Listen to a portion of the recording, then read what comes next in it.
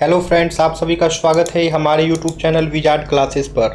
दोस्तों, ये क्लास जो है बीपीएससी कंप्यूटर और एचटीईटी कंप्यूटर के लिए ये क्लासेस है। इसमें क्वेश्चंस को जो है हम लोग क्विज के फॉर्म में डिस्कस करेंगे और कोशिश रहेगा कि 30 क्वेश्चन जो है इसमें प्रैक्टिस किया जाए।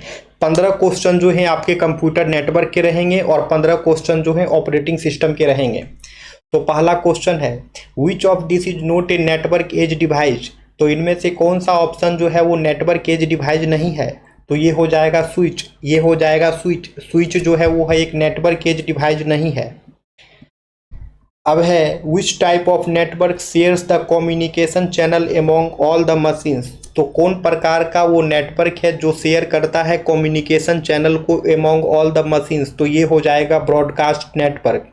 Broadcast network shares the communication channel among all the machines.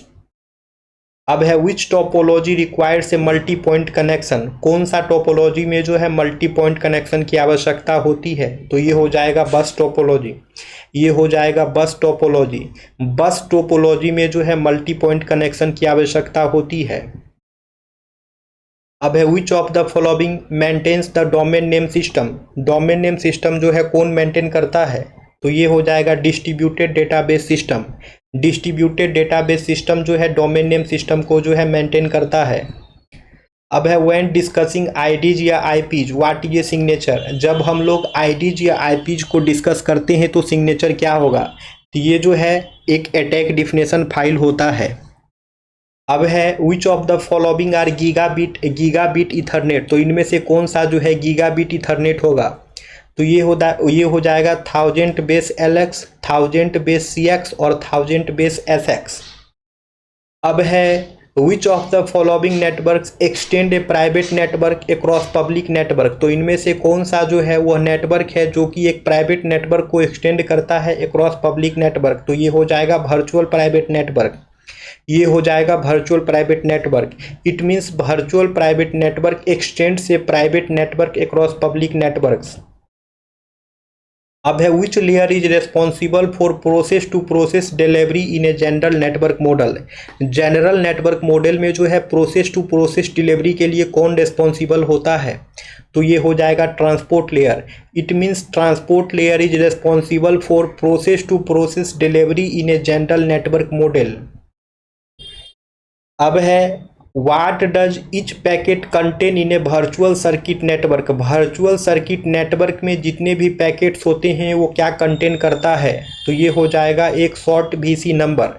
Virtual circuit network पे जो है जितने भी पैकेट होते हैं एक शॉर्ट VC नंबर को जो है कंटेन्स करता है। अब है, what is the term for the data communication system with in a building और campus. With in a building और कैंपस जो डेटा कम्युनिकेशन सिस्टम होते हैं उसे क्या कहा जाता है। तो उसे जो है लैन कहा जाता है, यानी कि लोकल एरिया नेटवर्क कहा जाता है। अब है, what was the name of the first network. जो पहला नेटवर्क था उसका नाम क्या था। तो उसका नाम जो है अर्पानेट था। जो पहला नेटवर्क था उसका नेम जो है अर्पानेट था।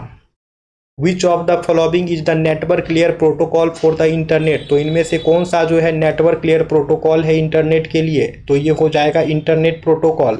Internet protocol is the network layer protocol for the internet.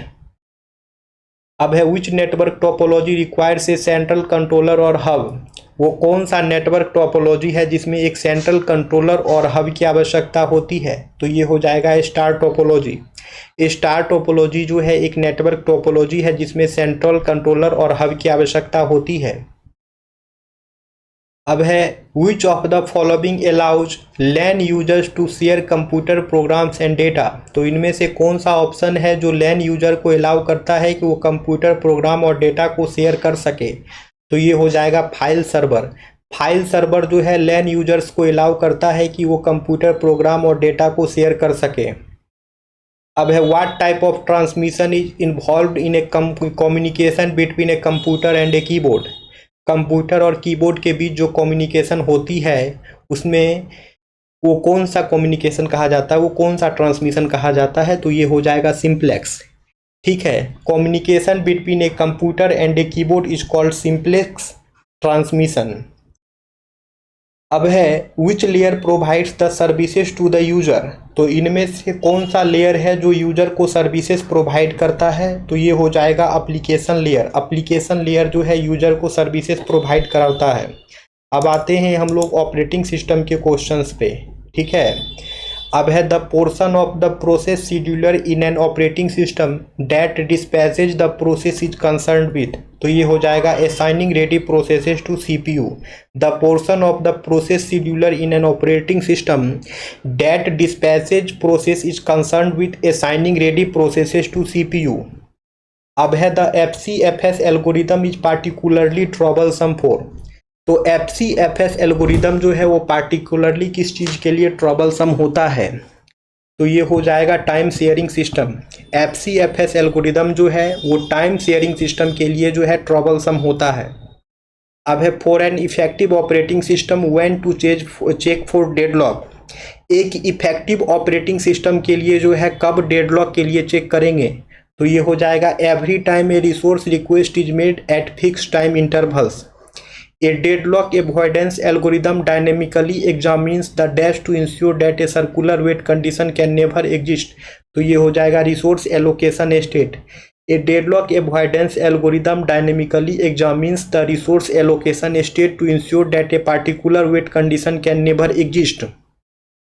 अब है swapping dash be done when a process has pending input output or has to execute input output operations only into operating system buffer, तो ये हो जाएगा must never।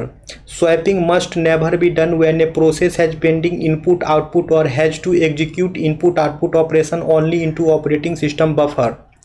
अब है the main memory accommodates, तो ये हो जाएगा operating system। अब है the operating system is responsible for, operating system किस चीज़ के लिए रिस्पॉन्सिबल होता है, तो ये हो जाएगा ऑल ऑफ द मेंशन, चाहे बैड ब्लॉक रिकवरी हो, बूटिंग फ्रॉम डिस्क हो या डिस्क इनिशियलाइजेशन हो, इस सभी के लिए जो है ऑपरेटिंग सिस्टम रिस्पॉन्सिबल होता है। तो इसका आंसर ही देख लीजिए आ गया, तो the operating system and the other process are protected from being modified by an already running process because every address generated by the CPU is being checked against the relocation and limit register.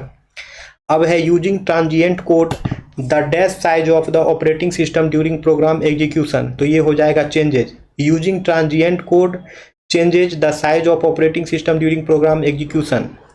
अब है the operating system maintains a dash table that keeps tracks of how many frame have been allocated, how many are there and how many are available, तो ये हो जाएगा frame. To obtain better memory utilization dynamic loading is used, with dynamic loading a routine is not loaded until it is called for implementing dynamic loading, तो ये हो जाएगा user programs can implement dynamic loading without any special support from hardware और operating system। अब है the dash presents uniform device access interface to the IO sub system much as system call provides a standard interface between the application and the operating system, तो ये हो जाएगा device driver. The device driver presents a uniform device access interface to the IO sub system much as system calls provide a standard interface between the application and the operating system. अब है in real operating system, real operating system में क्या होता है, a task must be serviced by its deadline period. In real operating system a task must be serviced by its deadline period. Hard real time operating system has dash jitter than soft real time operating system, तो ये हो जाएगा less. Hard real time operating system has less jitter than soft real time operating system. अब है for real time operating system interrupt latency should be, तो ये हो जाएगा मिनिमल। अब है which one of the following is a real time operating system, तो इनमें से कौन सा जो है रियल टाइम ऑपरेटिंग सिस्टम है। ये क्वेश्चन आप लोगों का होमवर्क रहा, इसका आंसर आप लोग कमेंट सेक्शन में कमेंट्स करेंगे फ्रेंड्स।